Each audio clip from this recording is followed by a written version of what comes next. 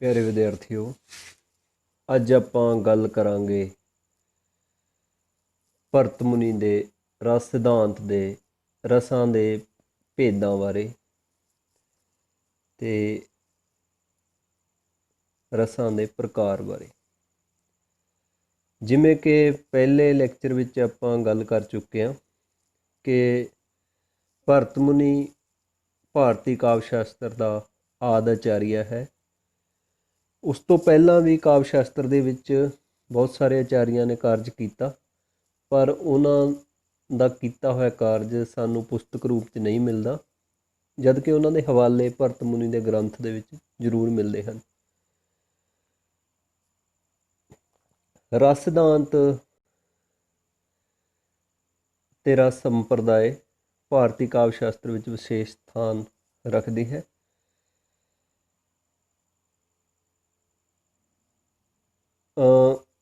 ਪਿਛਲੇ ਲੈਕਚਰ ਦੇ ਵਿੱਚ ਆਪਾਂ ਨੇ ਗੱਲ ਕੀਤੀ ਸੀ ਭਰਤ ਦੇ ਸੂਤਰ, ਜੋ ਰਸ ਬਾਰੇ ਉਹਨਾਂ ਦਾ ਦਿੱਤਾ ਹੋਇਆ ਸੂਤਰ ਹੈ, ਵਿਭਾਵ, ਅਨੁਭਾਵ, ਵਿਵਚਾਰੀ, ਸੰਯੋਗ ਆਦਿ ਰਸ ਨਿਸ਼ਪਤੀ। ਭਾਵ, ਵਿਭਾਵ, ਅਨੁਭਾਵ, ਵਿਵਚਾਰੀ, ਜਿਨ੍ਹਾਂ ਨੂੰ ਸੰਚਾਰੀ ਭਾਵ ਵੀ ਕਿਹਾ ਜਾਂਦਾ, ਦੇ ਸੰਯੋਗ ਨਾਲ ਰਸ ਪੈਦਾ ਹੁੰਦਾ। ਰਸ ਕੀ ਹੈ?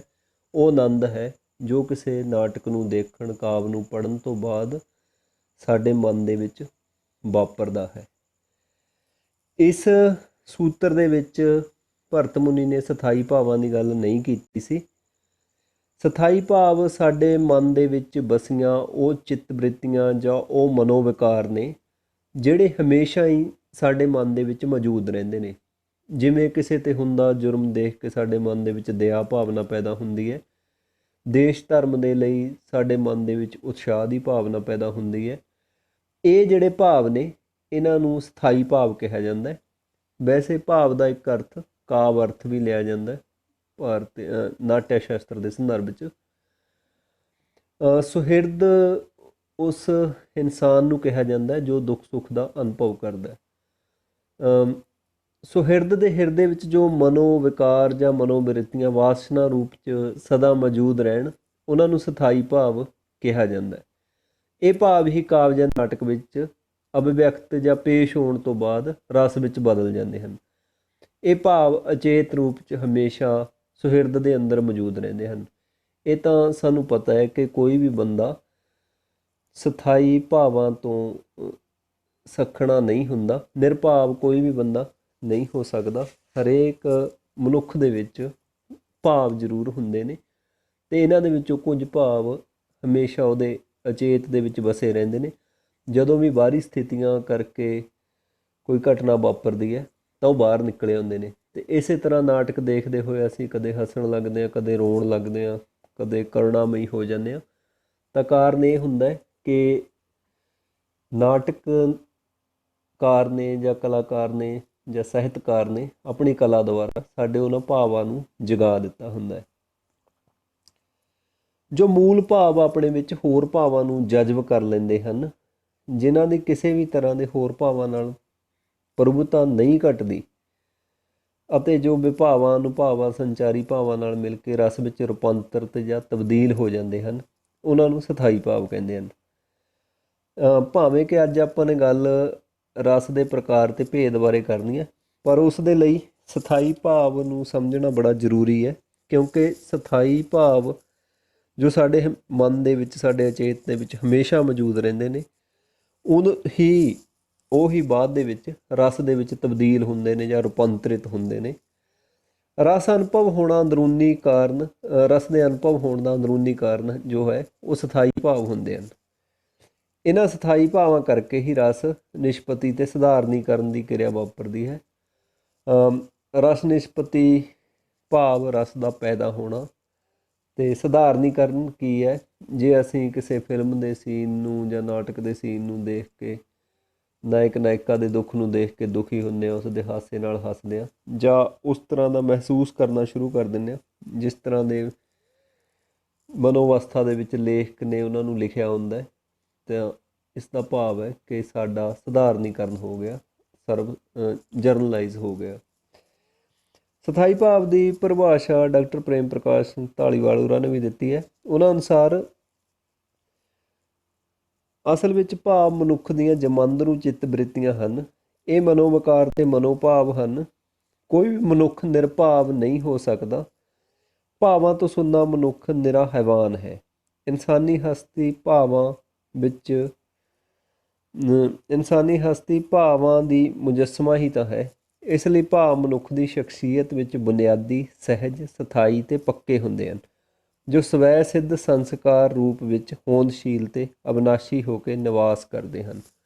ਭਾਵ ਜੋ ਸਥਾਈ ਭਾਵ ਨੇ ਉਹ ਸਾਡੇ ਮਨ ਦੇ ਵਿੱਚ ਹਮੇਸ਼ਾ ਵਸੇ ਹੁੰਦੇ ਨੇ ਅਤੇ ਕਿਸੇ ਕਾਵਿ, ਨਾਟਕ, ਫਿਲਮ ਨੂੰ ਦੇਖਣ ਤੋਂ ਉਪਰੰਤ ਉਹ ਸਾਡੇ ਮਨ ਦੇ ਵਿੱਚ ਤੁਰੰਤ ਜਾਗ ਪੈਂਦੇ ਹੈ। ਅਤੇ ਇਹ ਸਥਾਈ ਭਾਵ ਹੀ ਵਿਭਾਵ, ਅਨੁਭਾਵ, ਸੰਚਾਰੀ ਭਾਵਾਂ ਦੇ ਨਾਲ ਰਲ ਕੇ ਬਾਅਦ ਦੇ ਵਿੱਚ ਰਸ ਦੇ ਵਿੱਚ ਬਦਲਦੇ ਆ ਜਾਂ ਰਸ ਦੇ ਵਿੱਚ ਪਰਿਵਰਤਿਤ ਹੁੰਦੇ ਆ, ਰੂਪਾਂਤਰਿਤ ਹੁੰਦੇ ਆ। ਅਤੇ ਇਸ ਲੈਕਚਰ ਦੇ ਵਿੱਚ ਅਸੀਂ ਹੁਣ ਜਿਹੜਾ ਵਿਚਾਰ ਚਰਚਾ ਕਰਨੀ ਹੈ ਉਹ ਹੈ ਰਸ ਦੇ ਪ੍ਰਕਾਰ ਅਤੇ ਭੇਦਾਂ ਬਾਰੇ, ਵੀ ਰਸ ਕਿੰਨੀ ਪ੍ਰਕਾਰ ਦੇ ਹੁੰਦੇ ਹਨ ਅਤੇ ਕਿੰਨੇ ਉਹਨਾਂ ਦੇ ਭੇਦ ਹੁੰਦੇ ਹਨ। ਕਿਉਂਕਿ ਰਸ ਸਿਧਾਂਤ ਮੂਲ ਰੂਪ ਵਿੱਚ ਆਚਾਰੀਆ ਭਰਤ ਮੁਨੀ ਨੇ ਦਿੱਤਾ ਅਤੇ ਉਹਨਾਂ ਨੇ ਆਪਣੇ ਗ੍ਰੰਥ ਨਾਟਯ ਸ਼ਾਸਤਰ ਵਿੱਚ ਇਸ ਬਾਰੇ ਬੜਾ ਵਿਸਥਾਰ ਪੂਰਵਕ ਚਰਚਾ ਕੀਤਾ ਅਤੇ ਉਹਨਾਂ ਨੇ ਕੁੱਲ 8 ਰਸ ਜੋ ਸਨ ਉਹਨਾਂ ਦੀ ਹੋਂਦ ਮੰਨੀ ਹੈ। ਉਸ ਤੋਂ ਬਾਅਦ ਦੇ ਆਚਾਰੀਆਂ ਨੇ 9, 10, 11 ਜਾਂ 12 ਤੱਕ ਵੀ ਰਸਾਂ ਦੀ ਹੋਂਦ ਮੰਨੀ ਹੈ, ਪਰ ਮੂਲ ਦੇ ਰੂਪ ਵਿੱਚ ਆਚਾਰੀਆ ਭਰਤ ਮੁਨੀ ਨੇ 8 ਰਸਾਂ ਦਾ ਹੀ ਜ਼ਿਕਰ ਕੀਤਾ ਹੈ। ਅਤੇ ਬਾਅਦ ਦੇ ਵਿੱਚ 9 ਰਸ ਵਧੇਰੇ ਪ੍ਰਚਲਿਤ ਰਹੇ, ਜਿਨ੍ਹਾਂ 'ਚੋਂ ਸ਼ਾਂਤ ਰਸ ਨੂੰ ਪ੍ਰਮੁੱਖਤਾ ਹਾਸਲ ਹੈ। ਇਹਨਾਂ ਰਸਾਂ ਦੇ ਵਿੱਚੋਂ ਜਿਵੇਂ ਕਿ ਅਸੀਂ ਪਹਿਲੇ ਲੈਕਚਰ ਦੇ ਵਿੱਚ ਜਾਣ ਚੁੱਕੇ ਹਾਂ ਕਿ ਹਰੇਕ ਰਸ ਦਾ ਇੱਕ ਸਥਾਈ ਭਾਵ ਹੁੰਦਾ ਹੈ। ਸਥਾਈ ਭਾਵ ਜੋ ਕਿ ਸਾਡੇ ਮਨ ਦੀ ਚਿੱਤ ਬ੍ਰਿਤੀ ਜਾਂ ਮਨੋਬ੍ਰਿਤੀ ਹੈ, ਜੋ ਹਮੇਸ਼ਾ ਸਾਡੇ ਮਨ 'ਚ ਮੌਜੂਦ ਰਹਿੰਦੀ ਹੈ। ਅਤੇ ਰਸਾਂ ਦੀ ਗੱਲ ਕਰਦੇ ਹੋਏ ਜਿਹੜਾ ਸਭ ਤੋਂ ਪਹਿਲਾ ਰਸ ਹੈ ਉਸ ਰਸ ਨੂੰ ਸ਼ਿੰਗਾਰ ਰਸ ਕਿਹਾ ਜਾਂਦਾ। ਸੰਸਕ੍ਰਿਤ ਦੇ ਵਿੱਚ ਸ਼੍ਰਿੰਗਾਰ ਕਿਹਾ ਜਾਂਦਾ ਅਤੇ ਪੰਜਾਬੀ ਦੇ ਵਿੱਚ ਸ਼ਿੰਗਾਰ ਰਸ ਕਿਹਾ ਜਾਂਦਾ।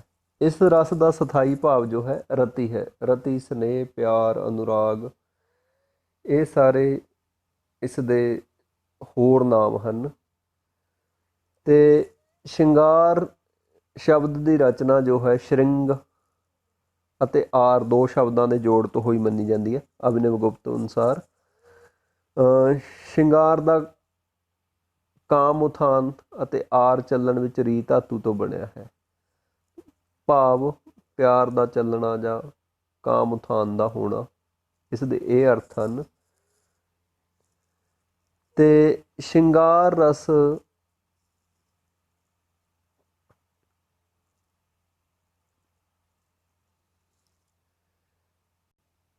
ਦੇ 2 ਭੇਦ ਹਨ, ਸੰਜੋਗ ਸ਼ਿੰਗਾਰ ਰਸ ਅਤੇ ਵਿਜੋਗ ਸ਼ਿੰਗਾਰ ਰਸ। ਜਦੋਂ 2 ਪ੍ਰੇਮੀਆਂ ਦਾ ਆਪਸ ਦੇ ਵਿੱਚ ਮਿਲਨ ਹੁੰਦਾ ਹੈ ਤਾਂ ਉਸ ਰਸ ਨੂੰ ਸੰਜੋਗ ਸ਼ਿੰਗਾਰ ਰਸ ਕਿਹਾ ਜਾਂਦਾ। ਸੰਸਕ੍ਰਿਤ ਦੇ ਵਿੱਚ ਇਸ ਨੂੰ ਸੰਭੋਗ ਸ਼ਿੰਗਾਰ ਰਸ ਵੀ ਆਖਦੇ ਹਨ। ਅਤੇ ਜਦੋਂ ਪ੍ਰੇਮੀ ਇੱਕ ਦੂਜੇ ਤੋਂ ਦੂਰ ਹੁੰਦੇ ਹਨ ਪਰ ਇੱਕ ਦੂਜੇ ਦੇ ਪਿਆਰ ਦੇ ਵਿੱਚ ਤੜਪਦੇ ਹਨ ਜਾਂ ਮਿਲਣ ਦੀ ਇੱਛਾ ਰੱਖਦੇ ਹਨ ਤਾਂ ਉਸ ਰਸ ਨੂੰ ਵਿਜੋਗ ਸ਼ਿੰਗਾਰ ਰਸ ਕਿਹਾ ਜਾਂਦਾ ਹੈ। ਅਤੇ ਇਹਦੀਆਂ ਬੜੀਆਂ ਸਾਰੀਆਂ ਉਦਾਹਰਨਾਂ ਅਸੀਂ ਦੇਖ ਸਕਦੇ ਹਾਂ। ਸ਼ਿਵ ਕੁਮਾਰ ਦੀ ਕਵਿਤਾ ਹੈ, ਕੋਈ ਬੋਲਵੇ ਮੁੱਖੋਂ ਬੋਲਵੇ ਸੱਜਣਾ ਸਾਂਭ ਲਿਆ, ਸਾਡੇ ਸਾਹ ਵਿੱਚ ਚੇਤਰ ਘੋਲ ਸੱਜਣਾ ਸਾਂਭ ਲਿਆ। ਜੇ ਸਾਡੇ ਸਾਹ ਚੇਤਰ ਘੋਲੇ ਮੈਂ ਹਿਰਨੀ ਬਣ ਜਾਵਾਂ, ਰੂਪ ਤੇਰੇ ਸੰਘਣੇ ਬਾਗੀ ਚੁਗਣ ਸੁਗੰਧੀਆਂ ਆਵਾਂ, ਤੂੰ ਮੈਨੂੰ ਮਾਰੇ ਬਾਣ ਬਿਰਹੋਂ ਦੇ ਮੈਂ ਤਤੜੀ ਗਸ਼ ਖਾਵਾਂ, ਲੱਖ ਪਿਆਵੇ ਮੈਂ ਨਾ ਪੀਵਾਂ ਬੋਲ ਸੁਗੰਧੀਆਂ ਸੋਲ ਸੱਜਣਾ ਸਾਂਭ ਲਿਆ, ਕੋਈ ਬੋਲਵੇ ਮੁੱਖੋਂ ਬੋਲ ਸੱਜਣਾ ਸਾਂਭ ਲਿਆ। ਸੰਜੋਗ ਸ਼ਿੰਗਾਰ ਰਸ ਦੇ ਵਿੱਚ ਪ੍ਰੇਮੀ ਪ੍ਰੇਮਿਕਾ ਦੇ ਮਿਲਾਪ ਦੀ ਗੱਲ ਹੁੰਦੀ ਹੈ, ਉਹਨਾਂ ਦੇ ਸਰੀਰਕ ਨੇੜਤਾ ਦੀ ਗੱਲ ਹੁੰਦੀ ਹੈ ਅਤੇ ਵਿਯੋਗ ਦੇ ਵਿੱਚ ਉਹਨਾਂ ਦੀ ਦੂਰੀ ਨੂੰ ਦਰਸਾਇਆ ਜਾਂਦਾ ਹੈ। ਉਸ ਤੋਂ ਬਾਅਦ ਪ੍ਰਮੁੱਖ ਰਸ ਜੋ ਹੈ ਉਹ ਹੈ ਹਾਸ ਰਸ। ਹਾਸ ਰਸ ਦਾ ਸਥਾਈ ਭਾਵ ਹਾਸ ਹੈ, ਅਤੇ ਹਾਸ ਹਮੇਸ਼ਾ ਸਾਡੇ ਮਨ ਦੇ ਵਿੱਚ ਸਮਾਇਆ ਹੁੰਦਾ ਹੈ। ਜੋ ਬੇਥਮੀਆਂ ਗੱਲਾਂ, ਅਣਮੇਲ ਘਟਨਾਵਾਂ, ਵਿਗੜੀ ਸੂਰਤ, ਬੇਢੰਗਾ ਪਹਿਰਾਵਾ ਆਦਿ ਤੋਂ ਹਾਸਾ ਪੈਦਾ ਹੁੰਦਾ ਹੈ। ਅਤੇ ਹਾਸਾ ਇੱਕ ਅਜਿਹਾ ਭਾਵ ਹੈ ਜੋ ਸਿਰਫ ਮਨੁੱਖਾਂ ਦੇ ਵਿੱਚ ਹੀ ਹੁੰਦਾ ਹੈ। ਹਾਸ ਰਸ ਸਾਹਿਤ ਦੇ ਵਿੱਚ ਆਦਿ ਕਾਲ ਤੋਂ ਹੀ ਚੱਲਿਆ ਆ ਰਿਹਾ ਹੈ। ਉਸ ਤੋਂ ਬਾਅਦ ਹੈ ਕਰੁਣਾ ਰਸ। ਕਰੁਣਾ ਜਾਂ ਕਰੁਣਾ ਰਸ ਦਾ ਸਥਾਈ ਭਾਵ ਸ਼ੋਕ ਹੈ। ਸ਼ੋਕ ਕਿਉਂ ਪੈਦਾ ਹੁੰਦਾ ਹੈ? ਜਦੋਂ ਕਿਸੇ ਮਨ ਇੱਛਤ ਚੀਜ਼ ਦਾ ਨੁਕਸਾਨ ਹੋਣ 'ਤੇ, ਕਿਸੇ ਅਣਇੱਛਤ ਚੀਜ਼ ਦੀ ਪ੍ਰਾਪਤੀ ਹੋ ਜਾਣ 'ਤੇ ਮਨ ਦੀ ਸ਼ੋਕ ਵਾਲੀ ਅਵਸਥਾ ਉਪਜੇ ਤਾਂ ਉਹ ਕਰੁਣਾ ਰਸ ਹੁੰਦਾ ਹੈ। ਸ਼ੋਕ ਕਰੁਣਾ ਰਸ ਦਾ ਸਥਾਈ ਭਾਵ ਹੈ ਇਹਦੇ ਵਿੱਚ ਪ੍ਰੇਮੀ ਦਾ ਵਿਯੋਗ, ਧਨ ਦੀ ਹਾਨੀ, ਵਿਅਕਤੀ ਦੀ ਮੌਤ, ਕੋਈ ਵੀ ਕਾਰਨ ਹੋ ਸਕਦਾ ਜਿਸ ਦੇ ਨਾਲ ਮਨ ਦੇ ਵਿੱਚ ਸ਼ੋਕ ਪੈਦਾ ਹੁੰਦਾ। ਅਤੇ ਜਦੋਂ ਇਹ ਸ਼ੋਕ ਸਾਹਿਤ ਦੇ ਵਿੱਚ ਪੇਸ਼ ਹੁੰਦਾ ਤਾਂ ਵਿਭਾਵ, ਅਨੁਭਾਵ, ਵਿਵਚਾਰੀ ਭਾਵਨਾ ਰਲ ਕੇ ਇਹ ਕਰੁਣਾ ਰਸ ਦੇ ਵਿੱਚ ਤਬਦੀਲ ਹੋ ਜਾਂਦਾ।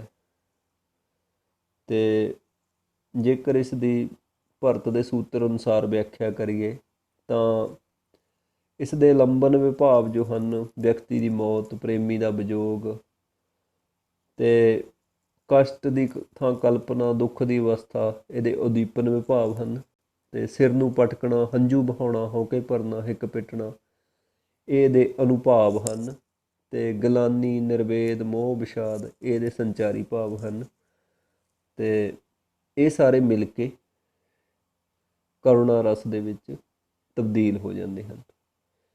ਉਸ ਤੋਂ ਅੱਗੇ ਹੈ ਰੌਦਰ ਰਸ। ਜਦੋਂ ਕਿਸੇ ਦੁਸ਼ਮਣ ਨੂੰ ਦੇਖ ਕੇ ਮਨ 'ਚ ਬਦਲੇ ਦੀ ਭਾਵਨਾ ਹੁੰਦੀ ਹੈ, ਅਤੇ ਇਹ ਦੁਸ਼ਮਣ ਨੂੰ ਦੇਖ ਕੇ ਕ੍ਰੋਧ ਕਿਉਂ ਆਉਂਦਾ ਹੈ? ਦੇਸ਼, ਧਰਮ, ਵਡੇਰਿਆਂ ਦੇ ਅਪਮਾਨ 'ਚੋਂ ਪੈਦਾ ਹੋਈ ਬਦਲੇ ਦੀ ਭਾਵਨਾ। ਇਹ ਸਾਰੀਆਂ ਭਾਵਨਾਵਾਂ ਜਦੋਂ ਸਾਡੇ ਮਨ ਦੇ ਵਿੱਚ ਉਤਪੰਨ ਜਾਂ ਪੈਦਾ ਹੁੰਦੀਆਂ ਨੇ ਤਾਂ ਜੋ ਰਸ ਪੈਦਾ ਹੁੰਦਾ ਤਾਂ ਉਸ ਨੂੰ ਰੌਦਰ ਰਸ ਕਿਹਾ ਜਾਂਦਾ। ਇਸ ਦਾ ਸਥਾਈ ਭਾਵ ਕ੍ਰੋਧ ਹੈ। ਜੇਕਰ ਇਸ ਦੀ ਵਿਭਾਵ, ਅਨੁਭਾਵ, ਵਿਵਚਾਰੀ, ਸੰਜੋਗ ਆਦਿ ਰਸ ਨਿਸ਼ਪਤੀ ਦੇ ਸੂਤਰ ਅਨੁਸਾਰ ਵਿਆਖਿਆ ਕਰੀ ਜਾਵੇ ਤਾਂ ਇਸ ਦਾ ਆਲੰਬਨ ਭਾਵ ਜੋ ਹੈ ਦੁਸ਼ਮਣ ਹੈ ਅਤੇ ਵਿਰੋਧੀ ਹੈ। ਅਤੇ ਦੁਸ਼ਮਣ ਦੁਆਰਾ ਜੋ ਕੰਮ ਕੀਤੇ ਜਾਂਦੇ ਹਨ ਵਿਰੋਧ ਪ੍ਰਗਟਾਉਣ ਲਈ, ਉਸ ਦੇ ਉਦੀਪਨ ਹਨ। ਗੁੱਸੇ 'ਚ ਆਉਣਾ, ਮੂੰਹ 'ਤੇ ਲਾਲੀ ਫਿਰਨਾ, ਦੰਦ ਪੀਣਾ ਇਹ ਸਾਰੇ ਇਸ ਦੇ ਜੋ ਅਨੁਭਾਵ ਹਨ। ਅਹੰਕਾਰ, ਚੰਚਲਤਾ ਇਹ ਸਾਰੇ ਇਸ ਦੇ ਸੰਚਾਰੀ ਭਾਵ ਹਨ। ਅਤੇ ਜਦੋਂ ਕਿਸੇ ਕਾਵਿ ਦੇ ਵਿੱਚ, ਨਾਟਕ ਦੇ ਵਿੱਚ ਅਜਿਹਾ ਦ੍ਰਿਸ਼ ਪੈਦਾ ਹੁੰਦਾ ਜਾਂ ਬਦਲੇ ਦੀ ਭਾਵਨਾ ਦਰਸਾਈ ਜਾਂਦੀ ਹੈ ਤਾਂ ਉੱਥੇ ਰੌਦਰ ਰਸ ਪੈਦਾ ਹੁੰਦਾ। ਉਸ ਤੋਂ ਅੱਗੇ ਹੈ ਵੀਰ ਰਸ। ਵੀਰ ਰਸ ਦਾ ਜੋ ਸਥਾਈ ਭਾਵ ਹੈ ਉਹ ਉਤਸ਼ਾਹ ਹੈ।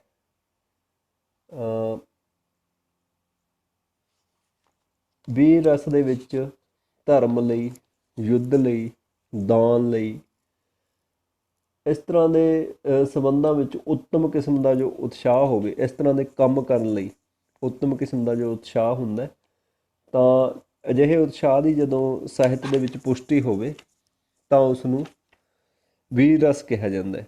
ਵੀਰ ਰਸ ਦੀ ਉਤਪਤੀ ਉਸ ਅਵਸਥਾ 'ਚ ਹੁੰਦੀ ਹੈ ਜਿੱਥੇ ਇੱਕ ਵੀਰ ਮਨੁੱਖ ਦੇ ਮਨ ਅੰਦਰ ਯੁੱਧ, ਦਾਨ, ਧਰਮ ਆਦਿ ਦੇ ਸੰਬੰਧ ਵਿੱਚ ਉਤਸ਼ਾਹ ਦੀ ਪ੍ਰਤੱਖ ਰੂਪ 'ਚ ਪੁਸ਼ਟੀ ਹੁੰਦੀ ਹੋਵੇ, ਅਤੇ ਇੱਥੇ ਹੀ ਵੀਰ ਰਸ ਦੀ ਅਭਿਵਿਅਕਤੀ ਹੁੰਦੀ ਹੈ ਜਾਂ ਵੀਰ ਰਸ ਅਜਿਹੀਆਂ ਸਥਿਤੀਆਂ ਦੇ ਵਿੱਚ ਪੈਦਾ ਹੁੰਦਾ ਜਿਹੜਾ ਕਿਸੇ ਵੀ ਕੰਮ ਨੂੰ ਕਰਨ ਲਈ ਸਾਡੇ ਮਨ 'ਚ ਜੋ ਖਾਸ ਕਿਸਮ ਦਾ ਹੌਸਲਾ ਹੁੰਦਾ, ਜੰਗ ਜਿੱਤਣ ਲਈ ਹੌਸਲਾ ਹੈ, ਅਤੇ ਇਸ ਤਰ੍ਹਾਂ ਦੇ ਕੰਮਾਂ ਦੇ ਲਈ ਜੋ ਉਤਸ਼ਾਹ ਹੁੰਦਾ ਉਹ ਜਦੋਂ ਸਾਹਿਤ ਦੇ ਵਿੱਚ ਪੇਸ਼ ਹੁੰਦਾ ਤਾਂ ਉਹ ਪਾਠਕ ਦੇ ਹਿਰਦੇ ਵਿੱਚ ਵੀਰ ਰਸ ਫੈਲਾਉਂਦਾ ਜਾਂ ਵੀਰ ਰਸ ਪੈਦਾ ਕਰਦਾ। ਅਤੇ ਆਚਾਰੀਆਂ ਨੇ ਵੈਸੇ ਵੀਰ ਰਸ ਦੇ 4 ਭੇਦ ਮੰਨੇ ਹਨ। ਦਾਨਵੀਰ, ਯੁੱਧਵੀਰ, ਦਿਆਵੀਰ, ਧਰਮਵੀਰ। ਵਿਲੱਖਣ ਦਾਨ ਸ਼ਕਤੀ ਰੱਖਣ ਵਾਲੇ ਅਤੇ ਆਪਣੇ ਦਾਨ ਦੁਆਰਾ ਧਰਮ ਨੂੰ ਉੱਚਾ ਚੁੱਕਣ ਵਾਲੇ ਵਿਅਕਤੀ ਨੂੰ ਦਾਨਵੀਰ ਕਿਹਾ ਜਾਂਦਾ। ਅਤੇ ਇਸ ਵਿੱਚ ਉਤਸ਼ਾਹ ਭਾਵ ਪ੍ਰਧਾਨ ਹੁੰਦਾ। ਦਇਆਵੀਰ ਜਦੋਂ ਕੋਈ ਰਹਿਮ ਦਿਲ ਹੋਣ ਕਾਰਨ ਕਿਸੇ ਹੋਰ ਵਿਅਕਤੀ ਲਈ ਆਪਣਾ ਕੁਝ ਅਰਪਿਤ ਕਰਕੇ ਵੀਰਤਾ ਦਾ ਅਹਿਸਾਸ ਕਰਾਉਂਦਾ। ਇਸ ਵਿੱਚ ਦਾਨੀ ਅਤੇ ਦਾਨ ਲੈਣ ਵਾਲੇ ਦਾ ਸਿੱਧਾ ਸੰਬੰਧ ਨਹੀਂ ਹੁੰਦਾ। ਅਤੇ ਯੁੱਧਵੀਰ ਯੁੱਧ ਦੇ ਮੈਦਾਨ 'ਚ ਵਿਰੋਧੀ ਨੂੰ ਲਲਕਾਰ ਕੇ ਵਿਰੋਧੀ ਦਾ ਤਿਰਸਕਾਰ ਕਰਦਾ ਅਤੇ ਆਪਣੇ ਅਭਿਮਾਨ ਨੂੰ ਪ੍ਰਗਟਾਉਂਦਾ। ਅਤੇ ਅਜਿਹੇ ਹਾਲਾਤਾਂ 'ਚ ਜੇ ਯੋਧੇ ਦੀ ਵੀਰਤਾ ਦਾ ਅਹਿਸਾਸ ਹੋਵੇ ਤਾਂ ਉਸਨੂੰ ਯੁੱਧਵੀਰ ਕਿਹਾ ਜਾਂਦਾ। ਇਸੇ ਤਰ੍ਹਾਂ ਧਰਮਵੀਰ ਆਪਣੇ ਧਰਮ ਦੀ ਰੱਖਿਆ ਲਈ ਕਿਸੇ ਵੀ ਕੁਰਬਾਨੀ ਦੇ ਸਕਣ ਵਾਲਾ ਜੋ ਬੰਦਾ ਹੁੰਦਾ ਉਹਨੂੰ ਧਰਮਵੀਰ ਕਿਹਾ ਜਾਂਦਾ। ਅਤੇ ਜੇਕਰ ਪ੍ਰੋਫੈਸਰ ਮੋਹਨ ਸਿੰਘ ਦੀ ਕਵਿਤਾ 'ਚੋਂ ਆਪਾਂ ਉਦਾਹਰਨ ਲੈ ਸਕਦੇ ਹਾਂ ਵੀ ਡੋਲੇ ਫਰਕਦੇ ਪਏ ਨੇ ਅੱਜ ਮੇਰੇ, ਜੋਸ਼ ਨਾਲ ਪਈ ਕੰਬਦੀ ਜਾਨ ਮੇਰੀ, ਜੀਭਾਂ ਕੱਢਦੇ ਪਏ ਨੇ ਤੀਰ ਗਿੱਠ ਗਿੱਠ, ਪਈ ਆਕੜਾਂ ਭੰਨਦੀ ਕਮਾਰ ਮੇਰੀ। ਇਸ ਉਦਾਹਰਨ 'ਚ ਦੇਸ਼ 'ਤੇ ਹਮਲਾ ਹੋਣ 'ਤੇ ਜੰਗ 'ਤੇ ਜਾਣ ਸਮੇਂ ਆਪਣੀ ਘਰਵਾਲੀ ਦੇ ਰੋਕਣ 'ਤੇ ਉਸਨੂੰ ਆਪਣੇ ਮਨ ਦੀ ਹਾਲਤ ਦੱਸਦਾ ਕਿ ਕਿਸ ਤਰ੍ਹਾਂ ਉਹ ਦੁਸ਼ਮਣ ਨਾਲ ਲੜਨ ਲਈ ਉਤਾਵਲਾ ਹੈ। ਇੱਥੇ ਉਤਸ਼ਾਹ ਦੇ ਭਾਵਾਂ ਕਾਰਨ ਵੀਰ ਰਸ ਦੀ ਵਿਅਕਤੀ ਹੋ ਰਹੀ ਹੈ। ਉਸ ਤੋਂ ਬਾਅਦ ਜੋ ਰਸ ਹੈ ਬੀਭਤਸ ਰਸ, ਕਿਸੇ ਭੈੜੀ, ਘਿਨਾਉਣੀ, ਕਿਚਾਣ ਪੈਦਾ ਕਰਨ ਵਾਲੀ ਵਸਤੂ ਨੂੰ ਮੰਚ 'ਤੇ ਦੇਖ ਕੇ ਜਾਂ ਕਾਵਿ ਦੇ ਵਿੱਚ ਪੜ੍ਹ ਕੇ ਮਨ 'ਚ ਜੋ ਸੂਗ ਪੈਦਾ ਹੁੰਦੀ ਹੈ, ਮਨ 'ਚ ਜੋ ਘਿਰਣਾ ਪੈਦਾ ਹੁੰਦੀ ਹੈ, ਉਸ ਨੂੰ ਬੀਭਤਸ ਰਸ ਕਿਹਾ ਜਾਂਦਾ। ਅਤੇ ਮਲ ਮੂਤਰ, ਬਦਬੂਦਾਰ ਵਸਤਾਂ, ਲਹੂ, ਮਿੱਝ, ਕੀੜੇ ਜ਼ਖਮੀਆਂ ਨੂੰ ਖਾਂਦੇ ਹੋਏ ਗਿਰਝਾਂ, ਕੁੱਤੇ ਆਦਿ ਦੁਆਰਾ ਮਾਸ ਨੋਚਣ ਦੇ ਜੋ ਦ੍ਰਿਸ਼ ਹੁੰਦੇ ਨੇ, ਖਾਸ ਕਰਕੇ ਵੀਰ ਰਸ ਦੇ ਵਿੱਚ ਯੁੱਧ ਤੋਂ ਬਾਅਦ ਦੇ ਜੋ ਦ੍ਰਿਸ਼ ਹੁੰਦੇ ਆ ਉਹਨਾਂ ਦੇ ਵਿੱਚ ਇਸ ਤਰ੍ਹਾਂ ਦੇ ਦ੍ਰਿਸ਼ ਪੇਸ਼ ਕੀਤੇ ਜਾਂਦੇ ਆ ਜੋ ਮਨ ਦੇ ਵਿੱਚ ਇੱਕ ਸੂਗ ਜਾਂ ਘਿਰਣਾ ਪੈਦਾ ਕਰਦੇ ਆ। ਅਤੇ ਇਸ ਤਰ੍ਹਾਂ ਦੇ ਭਾਵ ਪੈਦਾ ਕਰਨ ਵਾਲੇ ਰਸ ਨੂੰ ਬੀਭਤਸ ਰਸ ਕਿਹਾ ਜਾਂਦਾ। ਅਤੇ ਕੁਛ ਆਚਾਰੀਆ ਇਸ ਰਸ ਨੂੰ ਰਸ ਵੀ ਨਹੀਂ ਮੰਨਦੇ। ਅਤੇ ਇਹਦੀ ਉਦਾਹਰਨ ਅਸੀਂ ਦੇਖ ਸਕਦੇ ਹਾਂ, ਜਿੱਧਰ ਜਾਵੇ ਨਜ਼ਰ ਤਬਾਹੀ ਮੱਚੀ, ਕਹਾਣੀ ਰਹੀ ਹੈ ਲਹੂ ਮਿੱਝ ਦੀ, ਕਿਤੇ ਮਗਜ਼ ਖੋਪੜ ਵਿੱਚੋਂ ਵਹਿ ਰਿਹਾ, ਗਿਆ ਟੁੱਟ ਮਟਕਾ ਦਹੀਂ ਹੈ ਵਹਿਆ, ਕਿਤੇ ਧੌਣ ਵਿੱਚੋਂ ਫੁਹਾਰਾ ਫੁੱਟੇ, ਕਿਤੇ ਮਗਜ਼ ਦੀ ਖੋਪਰੀ ਪਈ ਟੁੱਟੇ, ਅਕਾਲੀ ਹੈ ਸਿੰਘ ਨਾਦ ਕਰ ਗਰਜਿਆ, ਪਠਾਣਾਂ ਦਾ ਦਿਲ ਦਹਿਲ ਕੇ ਹਿੱਲ ਰਜਿਆ। ਅਤੇ ਉਸ ਤੋਂ ਬਾਅਦ ਜੋ ਰਸ ਹੈ ਇਹ ਹੈ ਅਦਭੁਤ ਰਸ। ਇਹਦਾ ਸਥਾਈ ਭਾਵ ਹੈ ਵਿਸਮੇ, ਅਨੋਖੀਆਂ ਵਿਚਿੱਤਰ ਵਸਤਾਂ ਨੂੰ ਦੇਖ ਕੇ ਪੈਦਾ ਹੁੰਦਾ ਹੈ ਅਦਭੁਤ ਰਸ। ਅਤੇ ਜੋ ਮਨ ਦੇ ਵਿੱਚ ਵਿਲੱਖਣ ਵਸਤਾਂ ਨੂੰ ਦੇਖ ਕੇ ਹੈਰਾਨਗੀ ਪੈਦਾ ਹੁੰਦੀ ਹੈ ਅਤੇ ਉਸ ਨੂੰ ਅਦਭੁਤ ਰਸ ਕਿਹਾ ਜਾਂਦਾ। ਜਿਹੋ ਜਿਹੀਆਂ ਵਸਤਾਂ ਪਹਿਲਾਂ ਕਦੇ ਨਾ ਦੇਖੀਆਂ ਹੋਣ। ਅਤੇ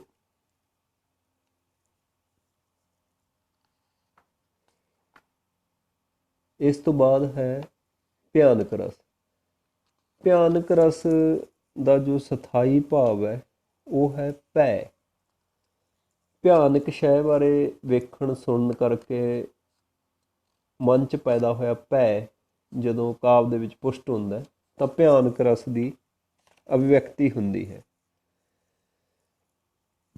ਭਿਆਨਕ ਰਸ ਦੇ ਵਿੱਚ ਡਰਾਉਣ ਵਾਲਾ ਕੋਈ ਭੂਤ ਹੋ ਸਕਦਾ, ਉਸ ਨੂੰ ਆਪਾਂ ਅਨੁਭਾਵ ਕਹਿ ਸਕਦੇ ਹਾਂ। ਅਤੇ ਉਸ ਨੂੰ ਆਪਾਂ ਵਿਭਾਵ ਕਹਿ ਸਕਦੇ ਹਾਂ। ਉਸ ਦੇ ਕਰਕੇ ਜੋ ਸਾਡੇ ਮਨ ਦੀ ਸਥਿਤੀ ਹੋਈ ਹੈ, ਜੋ ਸਾਡੇ ਹੱਥਾਂ ਪੈਰਾਂ ਦੀਆਂ ਹਰਕਤਾਂ ਹੋਈਆਂ ਹਨ, ਉਹਨਾਂ ਨੂੰ ਅਸੀਂ ਅਨੁਭਾਵ ਕਹਿ ਸਕਦੇ ਹਾਂ। ਅਤੇ ਉਸ ਦੇ ਨਾਲ ਜੋ ਡਰ, ਸ਼ੰਕਾ ਜਾਂ ਕੁਝ ਵੀ ਸਾਡੇ ਭਾਵ ਮਨ ਦੇ ਵਿੱਚ ਆਏ ਗਏ, ਉਹ ਸਾਡੇ ਸੰਚਾਰੀ ਭਾਵ ਕਹਿ ਸਕਦੇ ਹਾਂ। ਕਿਸੇ ਡਰਾਉਣੀ ਚੀਜ਼ ਨੂੰ ਵੇਖ ਕੇ ਉਸ ਬਾਰੇ ਸੁਣ ਕੇ ਮਨ 'ਚ ਜੋ ਭਾਵ ਪੈਦਾ ਹੁੰਦਾ ਉਹੀ ਭੈ ਹੁੰਦਾ। ਅਤੇ ਇਸ ਤਰ੍ਹਾਂ ਦੀ ਅਵਸਥਾ ਦੇ ਵਿੱਚ ਹੀ ਜੋ ਰਸ ਪੈਦਾ ਹੁੰਦਾ ਉਹਨੂੰ ਭਿਆਨਕ ਰਸ ਕਹਿੰਦੇ ਹਨ। ਜਿਵੇਂ ਡਰਾਉਣੀਆਂ ਚੀਜ਼ਾਂ ਜਿਵੇਂ ਸ਼ੇਰ, ਹਨੇਰਾ, ਸੁੰਨਸਾਨ ਜਗ੍ਹਾ, ਸ਼ਮਸ਼ਾਨ, ਘੋਰ ਜੰਗਲ ਆਦਿ ਭਿਆਨਕ ਰਸ ਦੇ ਅਲੰਬਨ ਹਨ। ਡਰਾਉਣੀਆਂ ਆਵਾਜ਼ਾਂ, ਭਿਆਨਕ ਸਥਾਨ ਦੀ ਇਕਾਂਤਤਾ, ਮਾਰਖੰਡੇ ਪਸ਼ੂਆਂ ਦੀਆਂ ਹਰਕਤਾਂ ਇਹਦੇ ਉਦੀਪਨ ਵਿਭਾਵ ਹਨ। ਸਰੀਰ ਦਾ ਕੰਬਣਾ, ਪਸੀਨਾ ਆਉਣਾ, ਮੂੰਹ ਪੀਲਾ ਹੋਣਾ, ਸ਼ੋਰ ਮਚਾਉਣਾ ਇਹਦੇ ਅਨੁਭਾਵ ਨੇ। ਅਤੇ ਡੌਰ ਭੌਰ ਹੋਣਾ, ਬੇਹੋਸ਼ ਹੋਣਾ ਇਹਦੇ ਸੰਚਾਰੀ ਭਾਵ ਨੇ। ਅਤੇ ਕਈ ਵਾਰੀ ਯੁੱਧ ਦੇ ਦ੍ਰਿਸ਼ਾਂ ਦੇ ਵਿੱਚ ਵੀ ਇਸ ਤਰ੍ਹਾਂ ਦੇ ਭਿਆਨਕ ਦ੍ਰਿਸ਼ ਸਿਰਜੇ ਜਾਂਦੇ ਨੇ ਜਿਹੜੇ ਸਾਨੂੰ ਭੈਮਾਨ ਕਰਦੇ ਆ, ਅਤੇ ਉਸ ਵੇਲੇ ਭਿਆਨਕ ਰਸ ਦੀ ਉਤਪਤੀ ਹੈ ਜਿਹੜੀ ਹੁੰਦੀ ਹੈ। ਇਸ ਤੋਂ ਬਾਅਦ ਹੈ ਸ਼ਾਂਤ ਰਸ। ਸ਼ਾਂਤ ਰਸ ਨੂੰ ਆਚਾਰੀਆ ਭਰਤ ਨੇ ਰਸ ਨਹੀਂ ਮੰਨਿਆ ਹੈ। ਉਹਨਾਂ ਨੇ ਪਹਿਲੇ 8 ਰਸਾਂ ਨੂੰ ਹੀ ਰਸ ਮੰਨਿਆ ਹੈ। ਵੈਸੇ ਇਸ ਦਾ ਸਥਾਈ ਭਾਵ ਹੈ ਨਿਰਵੇਦ ਜਾਂ ਸ਼ਮ, ਜਿਸ ਨੂੰ ਵਿਰਾਗ ਵੀ ਕਹਿ ਸਕਦੇ ਹਾਂ। ਜਦੋਂ ਸੰਸਾਰ ਦੀ ਜਿਹੜੀ ਛਿਣ ਭੰਗਰਤਾ ਉਸ ਨੂੰ ਦੇਖ ਕੇ ਮਨ ਦੇ ਵਿੱਚ ਵੈਰਾਗ ਪੈਦਾ ਹੋ ਜਾਵੇ ਤਾਂ ਉਸ ਵੇਲੇ ਜੋ ਰਸ ਹੈ ਉਸ ਨੂੰ ਸ਼ਾਂਤ ਰਸ ਕਿਹਾ ਜਾਂਦਾ। ਵੈਸੇ ਸ਼ਾਂਤ ਰਸ ਨੂੰ ਬਾਕੀ ਪ੍ਰਮੁੱਖ ਰਸਾਂ ਦੇ ਵਿੱਚ ਆਚਾਰੀਆ ਨਹੀਂ ਗਿਣਦੇ। ਆਚਾਰੀਆ ਵਿਸ਼ਵਨਾਥ ਨੇ ਇਸ ਨੂੰ ਯੋਗ ਸਥਾਨ ਦਿੰਦਾ। ਅਤੇ ਸ਼ਮ ਤੋਂ ਭਾਵ ਮਨ ਦੇ ਸ਼ਾਂਤ ਹੋਣ ਤੋਂ ਹੈ, ਅਤੇ ਨਿਰਵੇਦ ਤੋਂ ਭਾਵ ਵਿਰਾਗ ਜਾਂ ਉਪਰਾਮਤ ਹੈ। ਪਰਮਾਤਮਾ ਦਾ ਗਿਆਨ ਜਦੋਂ ਹੋ ਜਾਵੇ ਜਾਂ ਸੰਸਾਰਕ ਸਥਿਰਤਾ ਬਾਰੇ ਇਨਸਾਨ ਨੂੰ ਪਤਾ ਲੱਗੇ ਤਾਂ ਉੱਥੇ ਜੋ ਅਵਸਥਾ ਹੁੰਦੀ ਹੈ ਉਹ ਸ਼ਾਂਤ ਰਸ ਦੀ ਹੁੰਦੀ ਹੈ। ਇਹ ਰਸਾਂ ਤੋਂ ਇਲਾਵਾ ਵਤਸਲਿਆ ਜਾਂ ਭਗਤੀ ਰਸ ਦਾ ਜ਼ਿਕਰ ਵੀ ਬਾਅਦ ਦੇ ਆਚਾਰੀਆਂ ਨੇ ਕੀਤਾ। ਭਾਵੇਂ ਕਿ ਆਚਾਰੀਆ ਭਰਤ ਮੁਨੀ ਨੇ ਪਹਿਲੇ 8 ਰਸ ਨੂੰ ਹੀ ਰਸ ਮੰਨਿਆ ਸੀ। ਸ਼ਾਂਤ ਰਸ ਨੂੰ ਆਚਾਰੀਆ ਵਿਸ਼ਵਨਾਥ ਨੇ ਯੋਗ ਸਥਾਨ ਦਿੱਤਾ। ਬਹੁਤੇ ਆਚਾਰੀਆਂ ਨੇ ਉਸ ਬਾਰੇ ਕੋਈ ਬਹੁਤਾ ਮਹੱਤਤਾ ਨਹੀਂ ਦਿੱਤੀ। ਵਤਸਲਿਆ ਰਸ ਜੋ ਹੁੰਦਾ ਉਹ ਹੈ ਮਾਤਾ ਪਿਤਾ ਦਾ ਜੋ ਸੰਤਾਨ ਪ੍ਰਤੀ ਪਿਆਰ ਹੈ, ਉਸ ਨੂੰ ਵਤਸਲਿਆ ਕਹਿ ਸਕਦੇ ਹਾਂ ਆਪਾਂ। ਜਿਵੇਂ ਪੰਜਾਬੀ ਦੇ ਵਿੱਚ ਕਿੱਸਾ ਪੂਰਨ ਭਗਤ ਦੇ ਵਿੱਚ ਇਛਰਾਂ ਜਦੋਂ ਆਪਣੇ ਪੁੱਤਰ ਪੂਰਨ ਲਈ ਤੜਪਦੀ ਹੈ ਤਾਂ ਉੱਥੇ ਜੋ ਰਸ ਪੈਦਾ ਹੁੰਦਾ ਹੈ ਉਹ ਵਤਸਲਿਆ ਰਸ ਦੀ ਉਦਾਹਰਨ ਹੈ। ਇਸੇ ਤਰ੍ਹਾਂ ਮਨੁੱਖ ਦਾ ਜੋ ਰੱਬ ਪ੍ਰਤੀ ਪ੍ਰੇਮ ਹੈ ਉਸਨੂੰ ਭਗਤੀ ਰਸ ਕਿਹਾ ਜਾਂਦਾ। ਅਤੇ ਪ੍ਰਮੁੱਖ ਦੇ ਰੂਪ ਦੇ ਵਿੱਚ ਆਚਾਰੀਆ ਭਰਤ ਅਨੁਸਾਰ 8 ਹੀ ਰਸ ਹਨ, ਅਤੇ ਬਾਅਦ ਦੇ ਆਚਾਰੀਆਂ ਨੇ ਸ਼ਾਂਤ ਰਸ, ਵਤਸਲਿਆ ਰਸ, ਭਗਤੀ ਰਸ ਆਦਿ ਹੋਰ ਰਸਾਂ ਦਾ ਵੀ ਜ਼ਿਕਰ ਕੀਤਾ ਹੈ। ਅੱਜ ਲਈ ਇੰਨਾ ਹੀ। ਧੰਨਵਾਦ।